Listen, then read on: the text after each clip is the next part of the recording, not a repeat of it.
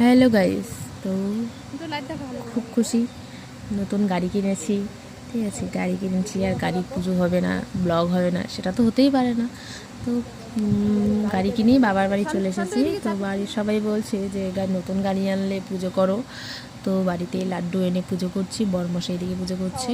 ঠিক আছে, বরমশাই গাড়ি কিনেছে। একটা লেটেস্ট ঘটনা হয়েছে, বরমশাই এখন গাড়ি চালাতে পারে না। তার পিছনে অনেক কারণ আছে।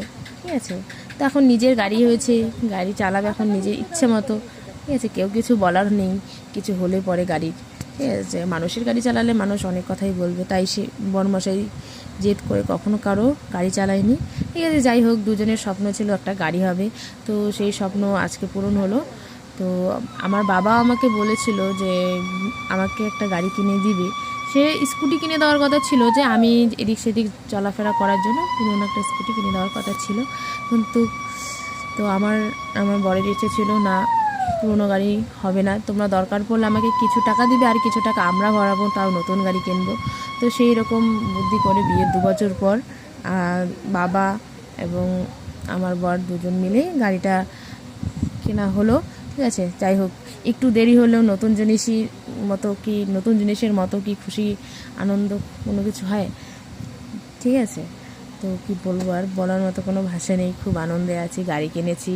এখন কি বলবো, আর গাড়ি কেনারও খুব দরকার ছিল। বড়মাসায় এখন এমন একটা কাজ করে, সেখানে গাড়ি ছাড়া হয় না, সাইকেলে যাতায়াত করতে খুব অসুবিধা হয়। হ্যাঁ, হয়তো কিছুদিন গাড়ি নিয়ে চলাফেরা করতে পারবে না, গাড়ি চালা শিখবে তারপর। ঠিক আছে, কিন্তু যাই হোক, মনে তো শান্তি আছে না, এখন গাড়ি হয়েছে, কিছুদিন কষ্ট করলে তারপর আবার গাড়ি নিয়ে চলাফেরা করতে পারবো।